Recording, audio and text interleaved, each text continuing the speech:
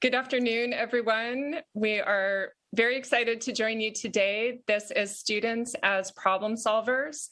My name is Alexa Griffith. I am a light-skinned woman with gray hair, and I'm wearing a blouse with different patterns on it. My title is Manager of Content and Curriculum at Cooper Hewitt Smithsonian Design Museum.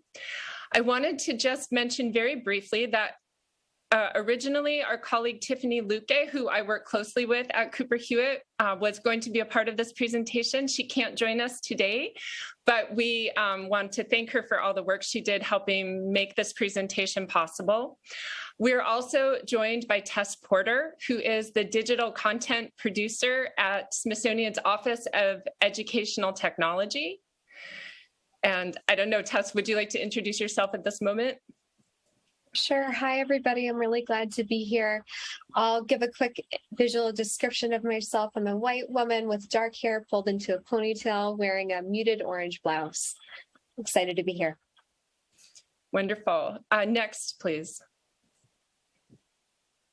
We're also thrilled to be joined by our external partner, Scott Lang, who is joining us from Bergen County Academies, where he is the interactive design instructor. And Scott is, we're going to be talking to you today about our National High School Design Competition and how you can bring the strategies and tools that we build into that program into the classroom, whether or not you opt to join the competition with your students. And Scott is an educator who has a lot of experience bringing his students into the competition, and he is going to talk to us from his perspective as an educator, and we're absolutely thrilled to have him join us today. So thank you, Scott, if you want to introduce yourself briefly as well. Yes, thank you, Alexa. I am a white male with short salt and pepper hair, and I'm wearing a blue polo shirt. And I'm also very excited to be here as part of the presentation. So thank you for having me. Thank you. Next. So just briefly, I wanted to outline the session objectives for our discussion today.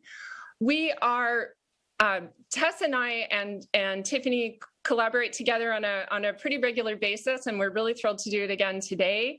And we're always really excited to join forces to bring these synergistic opportunities for teaching through design, as we do at Cooper Hewitt, and with technology, as Tess does so ably from the Office of Education Technology. So today we're hoping the goals of this session that you will leave with transferable techniques and tools that you can use to design, to use the design process to help your students make change in their communities. We find that it's a really flexible tool that can help address issues, everything from how to tackle a really big challenge or a really broad challenge and break it down into doable bite-sized pieces, but also students who have issues with perfectionism, et cetera. We're also going to leave you with tips for implementing techniques based on classroom experiences and ready-to-use design resources that are grab and go. You can actually just drop them straight into your classroom modules. We have designed them in such a way that we hope that they align with topics and issues that many of you we know are building into your curriculum. And also ideas for getting students started in the National High School Design Competition. If you should choose to enter the competition, it's something we have annually, and I'll take you through it in more detail in a moment. But we're hoping that we will inspire you to join us in that exciting competition. Next. The agenda for today is Tess is going to provide us with an introduction to Smithsonian Learning Lab, which is a teaching and learning tool that we all use really enthusiastically across Smithsonian. We're going to have a deep dive into Cooper Hewitt Smithsonian Design Museum and the National High School Design Competition. And then Scott is going to share an amazing video that some of his students made talking about their experiences coming up with solutions to the National High School Design Competition Challenge for this year. And he's also going to share some of his expertise and tips and tricks for bringing this into the classroom as he does regularly. Some ideas for getting started, some ideation and kind of brainstorming ideas, and then we'll have lots of time for a question and answer session at the end. So with that, next. Throughout today's session, we're going to be using the Smithsonian Learning Lab as a platform to find sources of design inspiration, share resources for supporting students and participating in the National High School Design Competition, and bring design into the classroom. What you're seeing on the slide right now is a screenshot of the Smithsonian Learning Lab homepage, and the URL for the site is located at the bottom of the slide. The Learning Lab is located at learninglab.si.edu. The Smithsonian Learning Lab is a free platform designed for teachers and students to provide a space for the discovery of digital museum resources across the Smithsonian and beyond, the creation of interactive learning experiences, and the sharing of discoveries and creations with others. Users don't need a free account to discover and use resources and learning experiences on the site, but if they do create a free account, they can create learning experiences of their own. On the lab, you can discover a few things. First and foremost, resources, which include images of objects, artwork, and photographs, primary source documents like letters and diary entries, video and audio recordings, websites, and more. These come from all the Smithsonian's museums and centers. If we could go to the next slide and play the short video on that slide, this is an example of what a resource in the lab looks like. They often take the form of high-resolution images that you can flip through and zoom into to see detail. And on the left, you'll see a series of buttons that will help you interact with the resource in different ways. Here in the video, I click the information button to display authoritative information about this resource from the museum that holds it. Resources are the building blocks of what we call collections. These are interactive learning experiences that you can both discover and create on the site. Anyone can create a collection, and you'll find collections on the lab created by classroom teachers, museum educators, students, and more. If we could go to the next slide and play the video on this slide, this is an example of what a Learning Lab collection looks like, and every collection looks a little like this. You'll find a title at the top with the author's name and a link to their profile page below. Following that, you'll find a description that'll explain what this collection is and how it can be used. The heart of a collection are resources, and that's what you're seeing here with these image thumbnails. Each one of these images is a resource that I can click into to view in greater detail. Some have little paperclip icons in the upper left that show interactivity has been added. Let's click on this resource to see the interactivity here. The creator of this collection added some text to provide instructions to students in looking at this artwork, and then they used the hotspot tool to highlight and annotate areas of interest on this image. During today's session, we're going to share National High School Design Competition collections on the Learning Lab that are full of materials to support your students. All of the collections we'll share are discoverable by searching for their names. If you'd like to continue learning how to use the lab, there are 2 resources that will support you. Let's go to the next slide. First of these resources is the Help Center, which includes step-by-step instructions on how to do everything on the lab, from searching to creating to sharing. You'll also find videos with educators sharing their favorite pedagogical techniques for using museum resources here. The URL for this page is shown at the bottom of the slide, but a link to the page is also located at the bottom of every page on the Learning Lab. Just look for the text Help. We also think a video that we created this summit will be helpful for you. It's located in the bonus content tab of the event platform, and it's called Dig into Digital with the Smithsonian Learning Lab. This short video provides a brief tutorial on how to get started in the platform. I highly recommend you check it out. Alexa, back to you.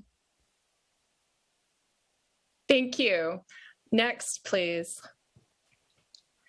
I wanted to mention briefly a little bit about the history of the National High School Design Competition, which we have hosted for the past 6 years at Cooper Hewitt Smithsonian Design Museum.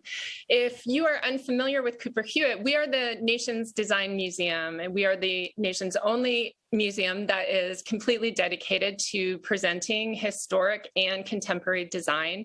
We have a collection of around 230,000 objects. Some of them are by well-known designers you probably have heard of. Many of them are by anonymous craftspeople. It's a very interesting and dynamic collection, and we're always excited to find new ways to share it with educators and audiences across the nation. And 7 years ago, we started to have this National High School Design Competition with the idea of presenting a challenge to high school students across the United States to get their amazing ideas on how to make the world a better place. And we have done that. And it's a process that takes place. We usually announce the competition in the fall. So please do stay tuned. At the end of this presentation, we'll provide you contact information to learn more about the challenge question for the upcoming National High School Design Competition. But it's a whole process where we introduce the materials and the challenge question, and then the students have a series of months to work through it with an educator or on their own.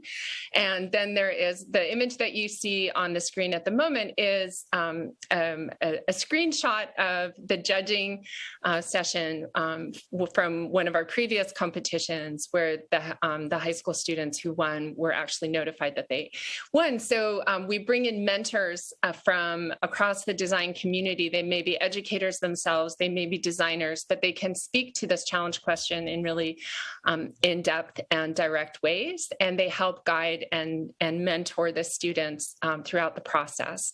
So if we could go to the next slide, I can speak directly to the past challenges.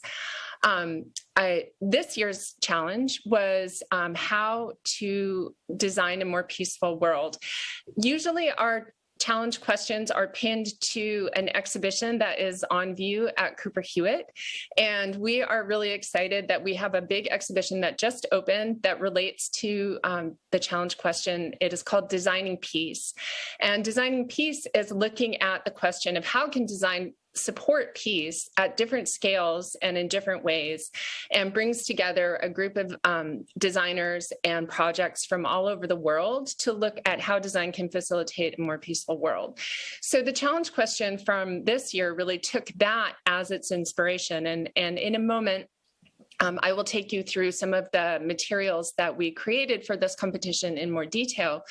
But in the meantime, last year, we ask students to think of how we can create a sense of belonging for all.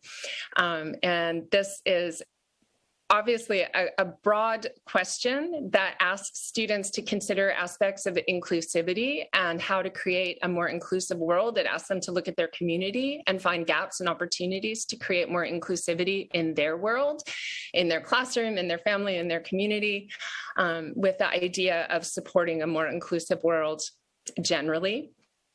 The competition for 2019 was asking students, this is in relation to the exhibition Nature.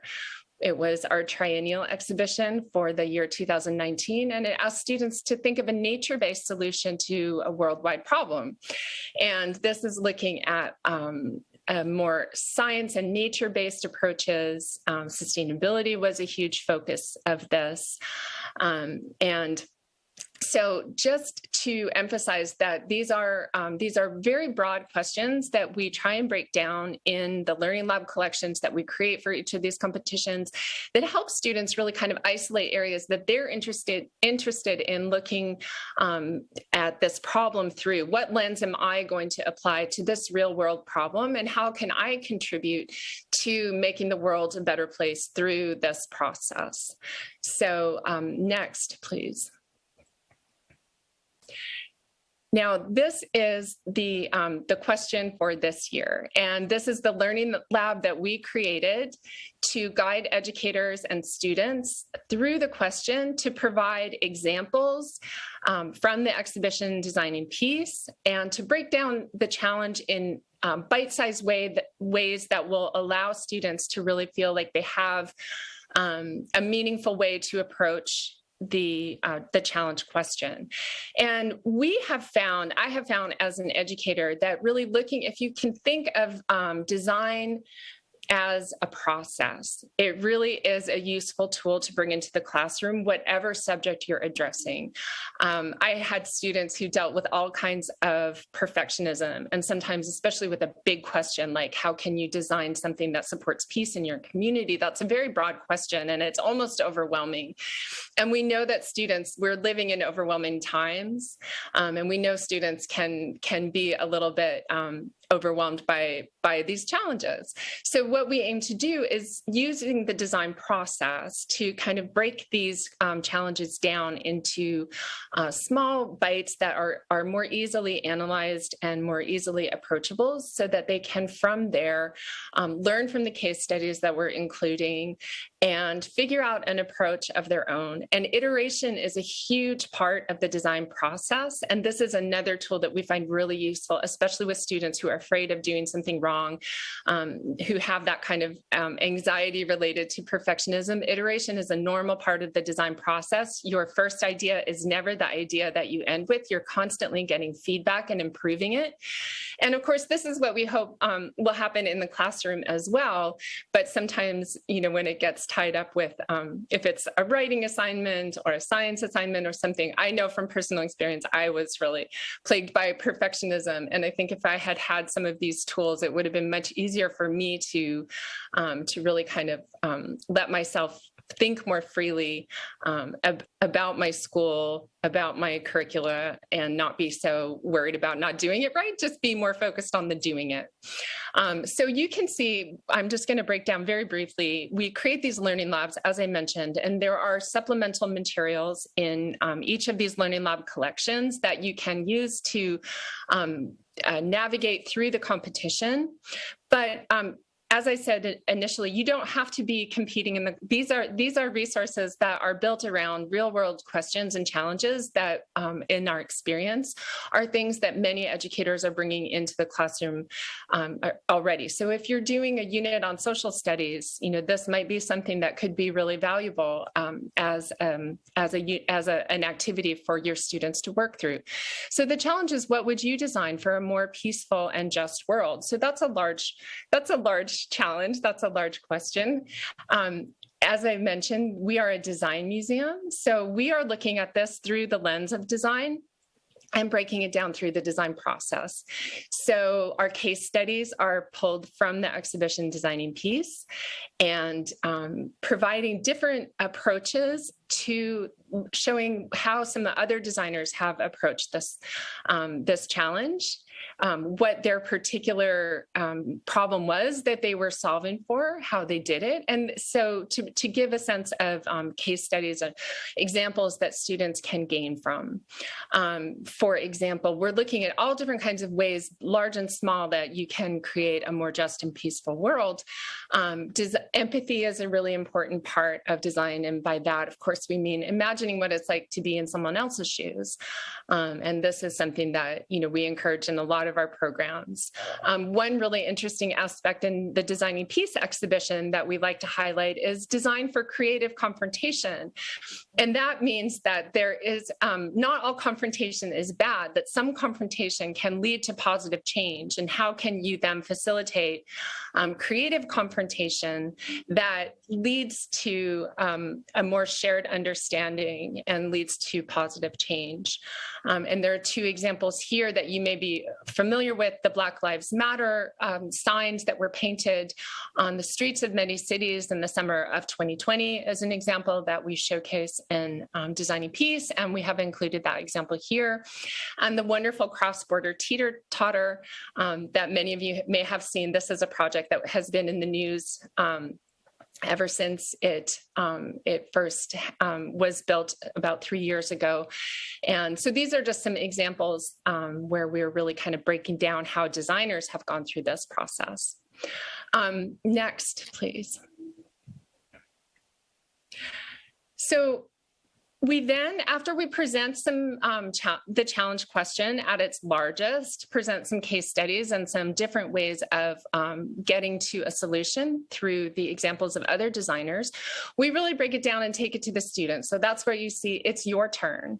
And then we're helping them to use brainstorming tools, iteration tools to identify, how do you think, what is the issue in your community? What is the issue that you would like to draw attention to and design for creating a more peaceful and just world? Then there's a whole process we have broken down here too. Scott is going to be addressing this in the video that he's going to show, and then in his remarks afterwards. But brainstorming, iteration, revision, this is all a part of the process of refining your challenge proposal. And then we've added some educator connections there at the end to bring additional context for teachers. And then we hope that everyone will submit their proposals to the competition, or if not, just to use it in your classroom. We do encourage feedback and questions from educators, so we always include an email. So if you find yourself looking through this material and you do want to reach out to one of us, there is a way to reach us, and we love that feedback and we love that connection with educators. So I encourage you all to do that should you have any questions. Okay, next. So this is how ideally we break it down, and this is, you're going to see Scott's students articulate this in a really beautiful, moving way. We identify the specific issue we want to address. We brainstorm some design solutions. We try and telescope out to predict the impact of this design. How is it really going to work in my specific idea, my specific iteration in my specific community.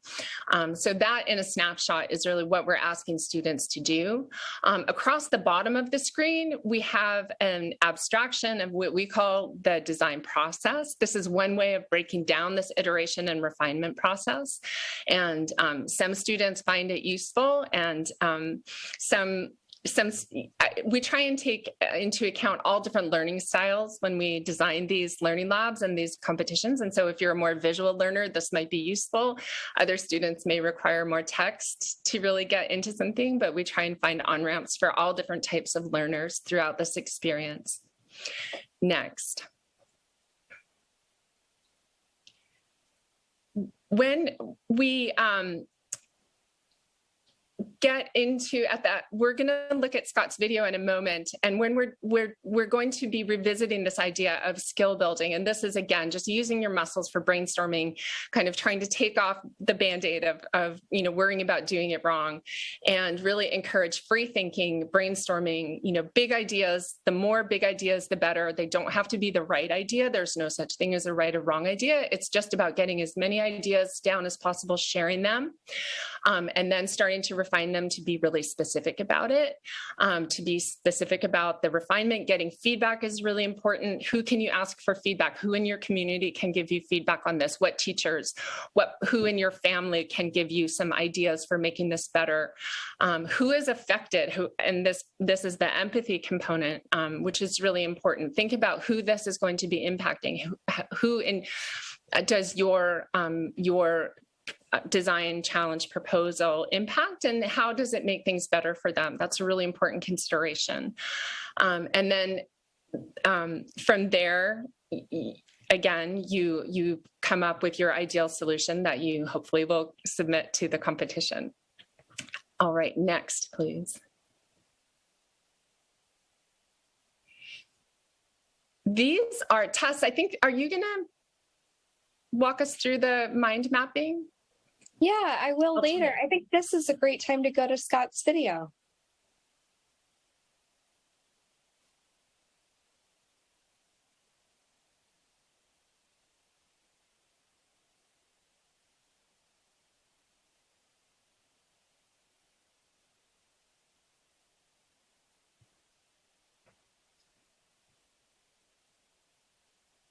Hi, my name is Scott Lang, and I'm an instructor at the Bergen County Academies, a magnet high school in northern New Jersey. We've been participating in the National High School Design Competition for the last several years, and we found it's an excellent addition to our curriculum. We especially like the fact that we can have our students design according to a set of criteria that are laid out for them, specifically communication, innovation, impact, and relevance. For mine specifically, I originally started with my idea, which was a way to distribute period products to people who cannot have access to them financially. And I originally just started with that idea and the idea of reach and distributing it to people. But then after further research, I realized one thing that I also wanted to incorporate was the idea of communication and how I wanted to package them, because I realized I wanted to make sure it was gender neutral and accessible to those who are trans and non-binary. And so I think the idea of communication was something I realized I needed to incorporate also. I think that the ideas of communication and innovation that the Cooper Hewitt design competition kind of emphasizes were really important to consider in my design, because I think one of the key elements of this competition is kind of focusing on things that can provide a more modern or a more improved future, which are kind of very contemporary ideas. And so along with that, I think it's important to also consider contemporary ways of solving those kind of real world issues. One of the really interesting parts of the competition is its emphasis on empathy during the design process. And this has had a real effect on our students as they work their way through the competition proposals. I think empathy was a super important factor to consider in this competition, because I think a lot of times design can be very consumer driven, where an artist is just kind of making something for someone else to purchase or to use. But I think in this case, I think it was really important to consider how multiple groups of people can be affected by design, or kind of the impact that design can really have, and how design can make change in the world. I think the thing about empathy, especially in this design process, was that you recognize that this affects real people, that these issues that we're trying to address affects real people in our lives around us and even us. And as I started doing more and more research, I realized how many people just don't have access to that sort of health needs and those health products. And so that is something that I was appalled by, and I wanted to design something that would address that issue. And so I think the idea of empathy and putting yourself in somebody else's shoes was something that was really important to my process, because my product is about providing people the hygiene products that I have access to and many people do and take for granted. A major component of our process is that of peer review. We use a website called Flipgrid, which is an educational video portal that allows students to upload and view feedback from others in the class. And we found that this has been very helpful for all of our students. I think the thing that I enjoyed most about the competition was definitely getting to work with other people and the peer review process, because when we did the project, we worked with other people who were working on the project in the school, and we worked with other grades, and every time we reached a step in the project, we would get critiques from them and see other people's work, and that was definitely something that helped me out a lot along the way, especially getting to hear from other people, getting to hear from older students, getting to see their work really helped me hone in my process and get all the fine details that I might not have noticed. I think it was really helpful. I think the way we did it was really effective as well and very efficient, especially putting it into drive folders. Sending around those videos were really great to be able to just understand where we could have gone wrong, and seeing everything with fresh eyes is really great, not only for the person receiving the criticism or receiving the feedback, but also for the person who's giving the feedback, because then you realize, like, wow, this person did something very interesting with their design, with their visuals, with their titles, and you can say, well, maybe I can try that for myself, maybe I can tweak it around and see what works for me. And I think especially having 3 rounds of completely different people kind of view my work was really helpful in kind of fine-tuning the little details that ultimately led to a finalized design. When you're working on it and working on something for a long time, you're just looking at it for so long that some things that are issues you don't see. And so getting to work with other people and work as a team while also working on your own work is something that I found to be really important in my process. As I mentioned before, we've done the National High School Design Competition for a number of years, and I'd like to thank Cooper Hewitt and the Smithsonian Institute for their support of this competition. We look forward to continuing our work and expanding it in coming years. One thing that I loved doing while I was working on it was looking at other people's submissions from past years, because even though the prompts were different, it was just fascinating getting to see other people's submissions, other people's ideas, what they care about, and the work that they ended up submitting after the whole process. And so even though mine looked very different, I took a lot of inspiration from other people's, and I just really enjoyed getting to see what other people did. The Cooper Hewitt competition really gave me a lot of time to kind of see each individual step of the design process and how something from an initial sketch kind of became a full-fledged, complete product design that I could be proud of. So I think kind of seeing those results and the process in totality was kind of really rewarding.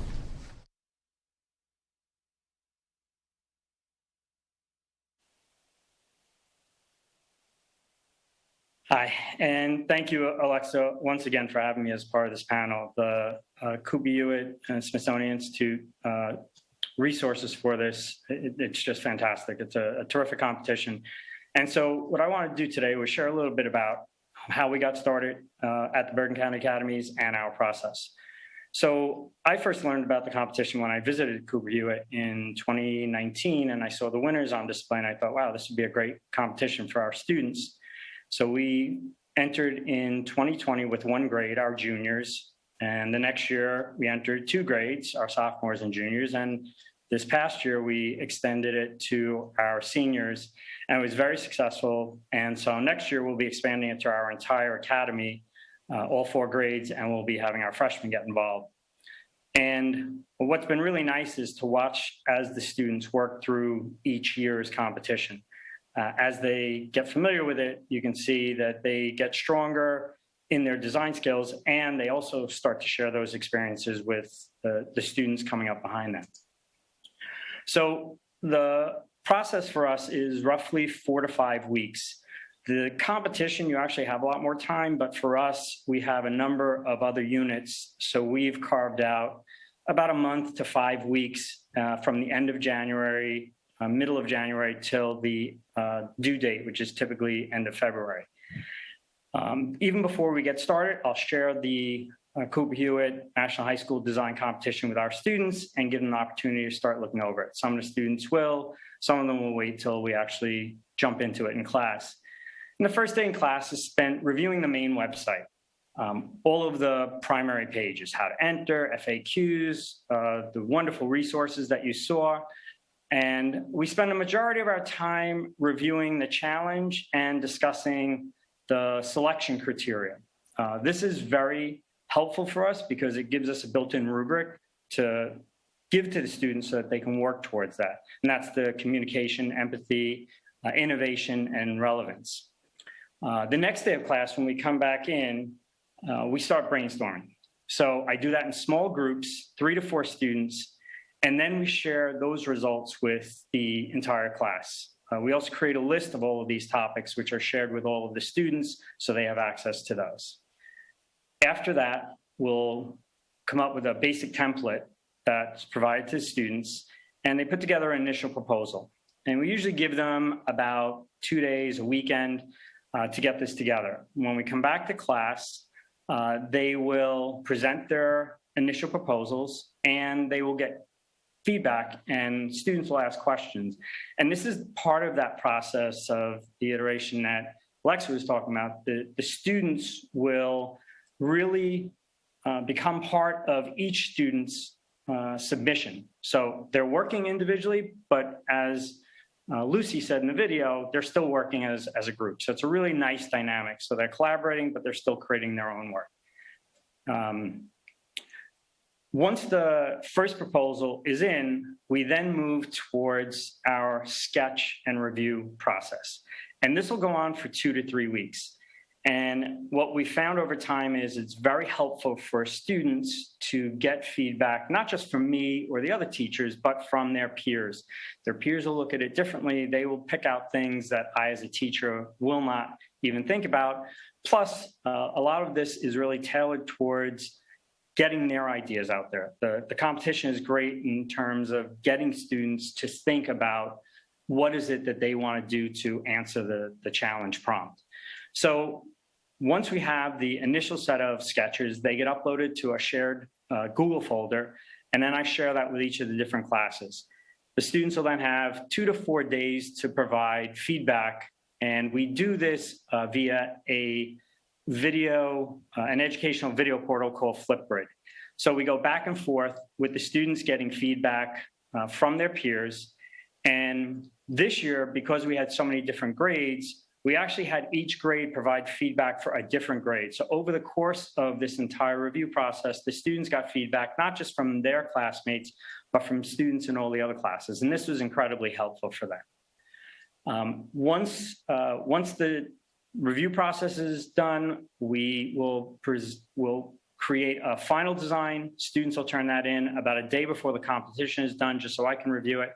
And then the last thing I ask students to do is submit a screenshot of their actual completed submission. We've had a couple of students who did not submit their work, so this is a way to guarantee that they actually get that done. We'll have time, I guess, in question and answer to tackle some specific questions you may have, but I just want to mention a couple of tips. The previous competition pages are so valuable because the students can look at that and get a sense of what is it that they're aiming to create. Because it is such a blank slate, it's terrific, but it's also a little scary for them. So if they can look at previous work, even if it's not the same prompt, they get a sense of what other students have done and how they've tackled those designs. And the students will also look at it, and sometimes they'll get ideas for just even text layout or titles, or how do you lay out elements. And then finally, everything that we do tends to be in the digital realm, but a lot of our students will start with a hand-drawn sketch or a painted sketch. So I want the teachers out there to be aware, you don't have to have the newest software, you don't have to do everything on the computer. My only suggestion would be, if students are going to do everything drawing or painting, the legibility of their text should be a priority, because that's usually the one thing that will get in the way of kind of mudding up the design. And with that, I will turn it back over to Alexa. Thank you so much, Scott, and your students' video is so inspiring. We at Cooper Hewitt are always so inspired to see the optimistic and really critical and thoughtful responses that students have to these challenge questions, and what your students brought to this video was so just a great example of that. So thank you. So very briefly, I do want to just return to the idea of skill building, and then briefly Tess is going to model that with us. So we can go to the next slide, and this is just, I'm only going to talk about this for a second. This is just walking us through how we get to some of these mind mapping or brainstorming techniques. And again, you can do this with pen and paper, you can do it with Post-its. There are a whole range of digital tools. It really depends on, we want to find on-ramps for all different types of learners and meet them where they are, whatever their digital access is. So we're doing it digitally today, but it could be any combination of analog to digital tools. So we'll go to the next slide. And this is just one example of a resource that's available on our Learning Lab module for the 2019 competition. And it's a very simple bubble diagram. And it's showing you breaking down the challenge into smaller and smaller bits. So you have now this was a nature-based solution to a global challenge. And so the person who filled this out has identified world hunger as the problem. And then all of these bubbles that they have filled out are sort of brainstorming and getting us to a solution. And with that, I'm going to turn it over to Tess, who is going to take this example and just model how we might apply this to other questions.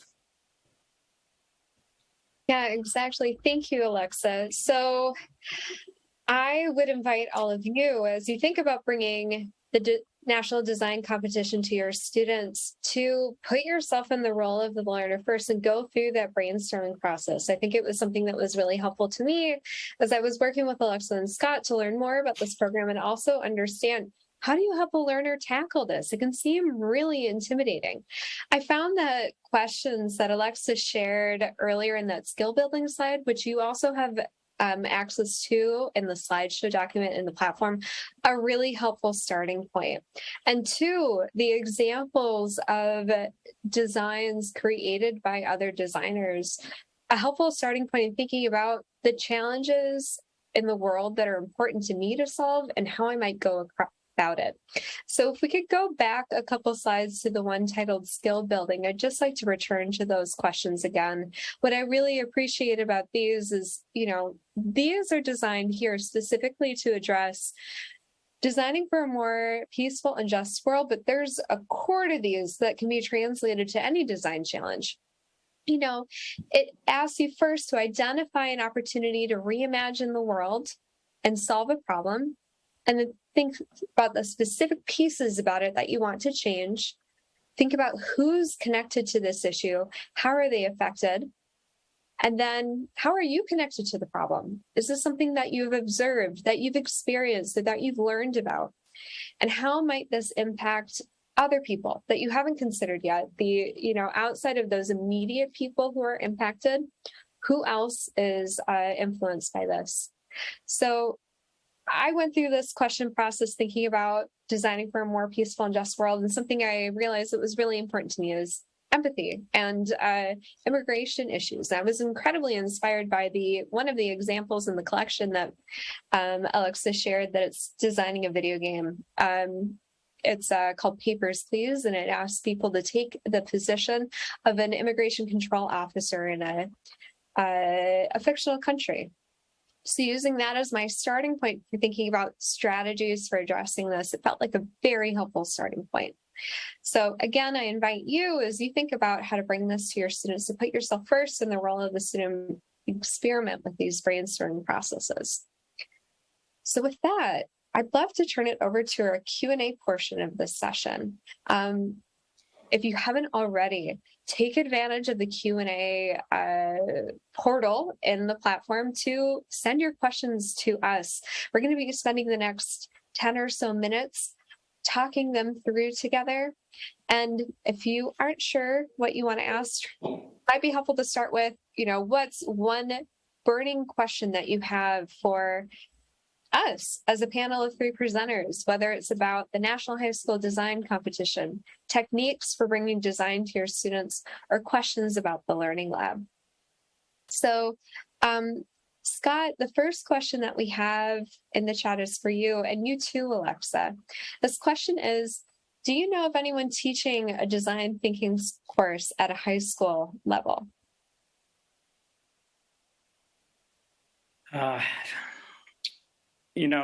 are a couple of teachers that reached out to me after I posted about the competition, and we talked briefly about kind of collaborating on how they did things and how we did things. As far as a design course, I'm sure that they're out there, but I couldn't tell you a specific school or institution right now.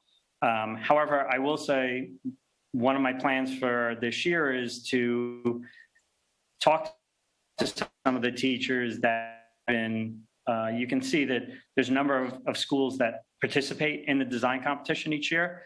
And I think it'd be great if those of us that have been regular contributors could start to kind of put together a best practices for other educators. That's an amazing suggestion, Scott, and we would love to work with you to make that happen. Specifically, back to high school programs that teach design thinking, there are a few specialized schools. I'm in New York City, and we do have some specialized high schools that are dedicated to design, whether it's architecture or other types of design. And I think that there are some explorations of that in those schools. Outside of that, I don't know. And as Scott said, I would love to cast the net and sort of gather resources and to learn about more teachers and more programs that are teaching some of these techniques. Thank you both for those answers. Scott, the next question is for you. When you facilitate and support your students in, working through design for this competition, are you facilitating particular brainstorming techniques, or how do you help them in that process? Well, so a lot of what we do will, I try and put a lot of it into the students' hands, as I said, because I also like to make sure that I'm not influencing them too much. Unfortunately, I think that sometimes happens. So there are 4 teachers in my area, and I also work with other teachers in the school that I will ask to review and take a look at submissions as they're being developed. In terms of resources, I didn't want to spend a lot of time on a learning lab because you guys, already did a nice overview of that, but there are some really great resources in there. And what I'll try and do is pull videos that may help students to look at design from a different direction. As we mentioned in the video, empathy is a huge one for the students. And that's not something that people often think about when they're designing. It's not the first thing. So I think that the elements that the competition has laid out, including that design document, with the brainstorm, design, prototype, that whole, that's a great path for us to start with. So I'm not sure if I really answered the question totally, but that's how we do it in our school. That's really helpful, Scott. Thank you. Alexa, this next question is for you. One of our viewers would love to learn a little bit more about the privacy and logistics from the Smithsonian side of things for student work submissions. So what does that process look like? So there is a privacy process, and Scott has done this with his students, and so he probably has more experience than I do, but there is a series of permissions and privacy related documents that the students will agree to before they present they submit their challenges. But privacy is something that is really important to Smithsonian, and so it's something that we are really transparent about within the competition, and also with Cooper Hewitt. So we will not show your work without your permission explicitly. Now, if you are publishing things on your own to Learning Lab, we don't have any direct oversight over that, but anything that is coming through Smithsonian and coming through Cooper Hewitt via the competition, you will have given explicit permission to share. I hope that answers it. That's a really excellent question. I think that's really helpful. Thank you. We have another great question here that I think is applicable to both of your experiences. This question is, do you have any experience, either Scott, in your case, facilitating this type of brainstorming, or Alexa, in your work as an educator at the museum, seeing students share their research projects with the public? For example, Rotary clubs that may offer funding to carry their projects forward in their community for solution and adaptation. Alexa, do you want me to go first, or would you? Yeah, absolutely. Please talk about that process. So it's interesting because the first 2 years that we did it, we have an annual exhibition of all the student work that's done. So we present them there, and that's primarily to our school, and there will be people, parents, friends, family invited to that. But some of the students actually asked this year, is there a way that we can move some of these projects forward? So again, I mentioned to Alexa at some point that there were some things I had some ideas about the competition now that we've done it a couple of years, and I'll be reaching out to the folks at Cooper Hewitt. I think one of the ways that we might be able to do that is to make the selections, the honorable mentions, and the finalists more public in a way beyond just the website. That's a great tool, but there's probably a better way for the schools, our districts, to start promoting it and getting this information out there. And I've had students in the past who want to pursue this.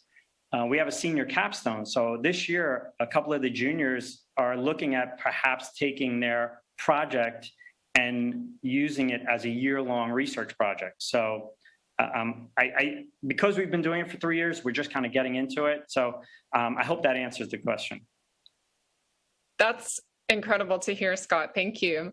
I'll just add that there are certain parts of the judging process that are published on Cooper Hewitt's website, and we do also publish short descriptions of the winner and the runner-up materials on the Cooper Hewitt website, so you can see things there. One of the silver linings of the pandemic has been, we have made this process more digital, and so there is a greater opportunity to share some of these materials more widely. And I think that this is a good opportunity for Cooper Hewitt to discuss how we can do that more effectively. If you come to Cooper Hewitt and you visit our ground floor, there is usually a display of previous winners of the National High School Design Competition and the runners-up. So you will have the opportunity to see that material on site if you come and visit Cooper Hewitt as well, which I welcome you all to do. Thank you, everybody, for your questions, and Alexa and Scott for your thoughtful answers. I know we had a lot more questions in the chat and we weren't able to get to all, but we would love if you got in touch with us, and we're going to share a few different methods to do so. Alexa, would you like to share how to learn more about next year's competition? Yes, thank you. If we can go to that slide, please. This has the information on the competition is usually announced in late November, sometimes early December. So we have a place on Cooper Hewitt's website where you can find out information about that. You can also, if you have specific questions, email designcompetition@si.edu, and that will go directly to the organizers of the competition. And we would offer a warm welcome to anyone who wants to engage in the competition in the coming year. And Tess, over to you. Yes, absolutely. If we could go to the next slide, if you'd like to get in touch with the Cooper Hewitt Maine education team, their email is also on the slideshow. Please get in touch with them. And on the next slide, we would also love at the Learning Lab if you got in touch with us. You can do so by clicking the help button on any page of the lab. It's that little gear in the lower right. It'll open up an option to contact us. Thank you so much for joining us today, for your thoughtful questions and your time. We had a great time talking with you, and we hope to hear from you soon. Thank you so much, everyone. Thank and you. a huge thanks to Scott.